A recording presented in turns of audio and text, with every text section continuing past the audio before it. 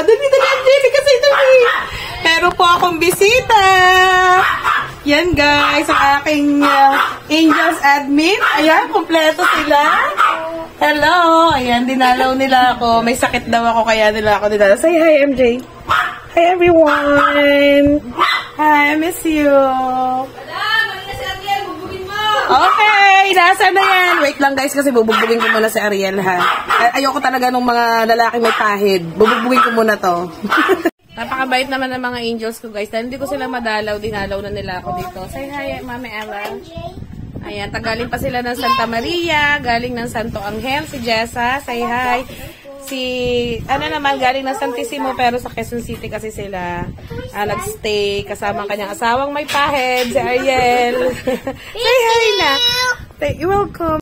May ano ba ginagawa mo dyan, ay? Kakain na. Scott, ayan pa. Yan na guys, may dumating pa akong mga angels. Si Boboy ay hindi angels, devils.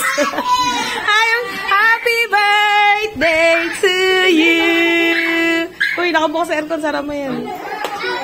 Ayan guys, si Dang na lang ang kulang. Hindi na ata makakasali sa video.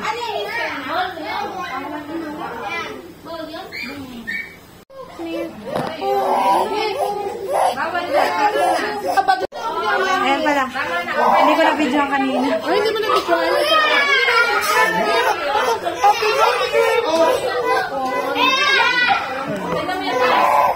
Kagulo dito sa bahay namin, oh. Ang dami-dami namin, oh. Uy, wawa. Tinuro ka ng baby. Napakasaya ng madaming tao, ano. Ayan, ah. Ang ipapakain ko lang sa kanila, syempre, ay ang luto ni Chano.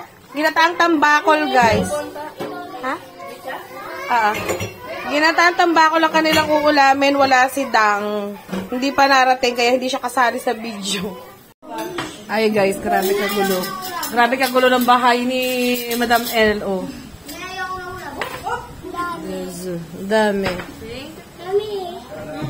Meron kaming baby Larin. Nanunood lang siya with Ate Sang. Hello! Hi! Ate Chinchin na kanyang taga-alaga. Ayan guys, ang ganap dito sa bahay. Ang bahay namin maliit, pero maraming laman. Hi! Yan si MJ. Habang si Inay ay busy mag-scatter. Ayan guys, follow nyo lang po. Mag-scatter po kayo dyan. Mananalo po kayo ng pambili ng bigas.